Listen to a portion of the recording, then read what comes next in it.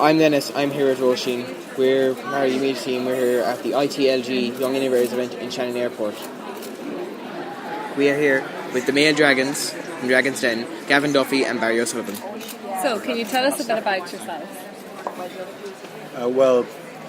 Dragon's Den is a program that I was delighted to get involved in. It's almost 10 years ago now, and it really suited me because, as I was saying here at the ITLG Young Innovators in Shannon, I was saying to the huge attendance here today that I'm somebody who loves innovation and startups. You know, I like being involved with the startup of a business. Other people are brilliant at running established businesses, but I like doing startups. So to be involved in a situation where you get in every series of Dragon's Den a few hundred companies coming in and pitching to you, I just love that, and hoping that I'll spot something that's going to be a successful business. So both in the den and outside it, I love investing in businesses. I'm an engineer and spent most of my career in the technology side, so software, lived in California for most of my life in Silicon Valley. Cork originally, I went to UCC, also went to UL here in Limerick. Like Gavin, invested in lots of business, mainly tech businesses. Worked in the tech industry, started my own tech company and sold that. So spending most of my time now, since we sold the company, working with smaller companies that I've invested in and learning from them. So having a really good time. How does it feel to be called a dragon? It actually feels good because there's people. I think it was because Ireland went through some bad times economically a few years back, and Dragon's Den assumed a whole new role because it was the positive part of Ireland, where despite the economy being in difficulty, there were still people out there resilient enough to be coming up with ideas and wanting to start up businesses in the worst of times. So I think it was, well received by the viewing public for that reason. So it's I've always seen it as something to be pleasant to be associated with. Yeah, I agree. I've been called a lot worse than a dragon. So, all 5 of the dragons are here today, so it's obviously something you're all passionate about. What brings you here? Well, innovation is very important for the future of the country, I think. And I think it's good to expose everybody to the process of innovation early, and for young people to realise that being an entrepreneur is a valid career choice. It's something anyone can go do. Like if me and Gavin can do it, anyone can do it, believe me. I think it's great to see the energy of the young people in the room and the passion. And we're talking about really big problems here today. We're not talking about the next widget or the next gadget. We're talking about solving some of the world's biggest problems around education, around climate change. And we need all the brains of all our young people to tackle those problems. I'm here really because Barry invited me a few years back to come to the very first one. But Barry and John Hartnett, who are here, they are the driving force behind ITLG, and they've been over in Silicon Valley in the United States and California for a number of years, helping Irish people who wanted to get a foothold in the United States. But the whole world that they inhabit is all about innovation. And as Barry's been saying, it was great to have this Young Innovators program here and to have it in the wonderful setting of Shannon Airport. It's just fantastic. And you think of the history of Shannon Airport and what it's contributed to Ireland, not just as an airport, but the duty-free zone, which started all of the double taxation treaties, which has played such a role in our foreign direct investment, which in another way, the original legislation around the Shannon Free Zone led to the IFSC Centre in Dublin. That's what the legislation there is based on. So to have all of that history, that people in our past were so innovative back then about thinking about different ways of getting investment into Ireland, and to continue it here now with these bright, brilliant, capable young people. The big difference between them and Barry and myself is, well, I can only talk for myself. What your generation really is special about is your collaborators. all right? When I was your age, if we had a good idea, we sort of kept it to ourselves. Whereas now I find people, social media has conditioned you to get used to sharing. Now some of it's oversharing, as we all know, and there can be challenges there as well. But I think you work better in teams than we might have worked back a generation or two, or in my case, probably 3 at this stage. So I think there's something really special happening here today, and we know we're going to hear some really great pitches later on. Why is it important to specifically target young people like ourselves in this way? Well, because, as Barry was saying, they're the future. It's so obvious.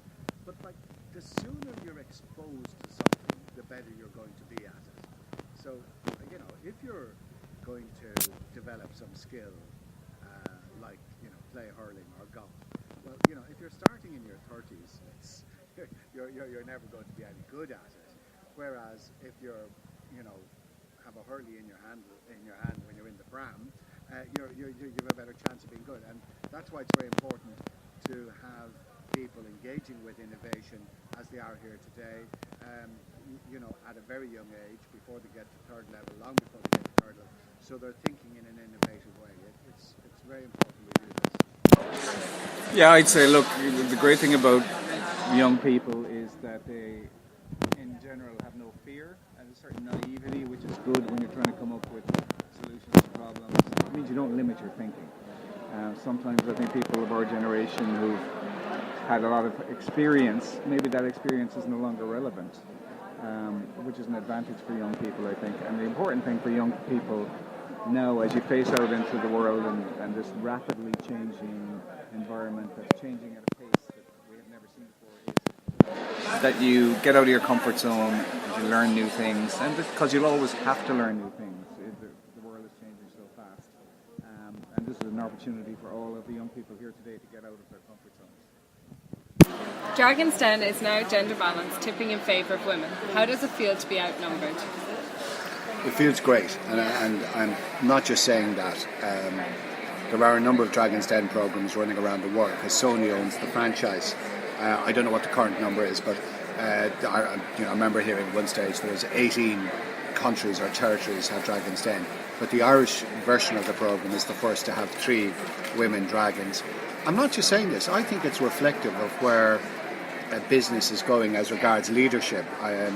I'd like to see more gender balance in boardrooms and at senior management level in businesses.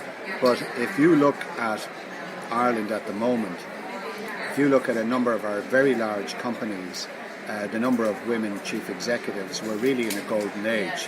So for the first time ever, one of our pillar banks, Bank of Ireland, has a woman chief executive. Our number one mobile telephone company, Vodafone, has a woman chief executive. Our number one fixed line, phone company, Air, has a woman chief executive. Our number one food company, Glanbia, has a woman chief executive. I could go on. Our biggest catering company in the country, another major food company, has a woman chief executive. I could go on and on how it's changed. And because we're not seeing enough gender balance in other areas of senior management, I think that's been overlooked. And I think RTE deserve credit for making the decision to have three women. And let's be honest, the programme, I'm not saying it's any better, but certainly not any worse for a result of that. But I think it's a very important signal that we send out that, this is an age where women are breaking through a number of so-called glass ceilings. Yeah, I hadn't really thought about it till you asked the question, because in the Den, I think of the other 4 dragons just as competitors. We're competing for deals and trying to outsmart each other. So I hadn't thought about it in that way. Everybody who's in the Den, in the chairs, has been huge success and have that experience, and that's why they're there. So everybody's there on merit, and I think that's what's important. I'll say probably the IQ in the Den has gone up a lot in the last 2 years, and that's to be welcomed. And then, I've learned a lot from every single one of my 4 Dragon colleagues in the Den, and That's what I enjoy, is learning new things. One of the things that, just to say as well, that when I look at my own portfolio, and it's only when people started asking me about it, was I hadn't realised that over the years in Dragon's Den I've invested much more in women entrepreneurs than in men, and I don't ever think I consciously did that, but when I was asked about it at one stage, I sort of did say this, that the funny thing, as an investor, I think, and this is a wild generalisation, I have to be careful saying it, but I think women are a better investment than men in venture capital. For the very simple reason is, I think men have the inclination maybe to bet the house on something, right? Whereas I think a woman chief executive or promoter probably won't bet the entire house. As an investor, that means my money is safer. Do you know? So it's a funny thing. But just like Barry, you're not conscious of this until somebody points it out to you some years later. Say, oh yeah, and then they say, oh no, but they're all women. Oh yeah, okay. You have to, but that's now how I've rationalised it after the event. I think women are, in venture capital terms, perhaps certainly a sound investment. Thank you.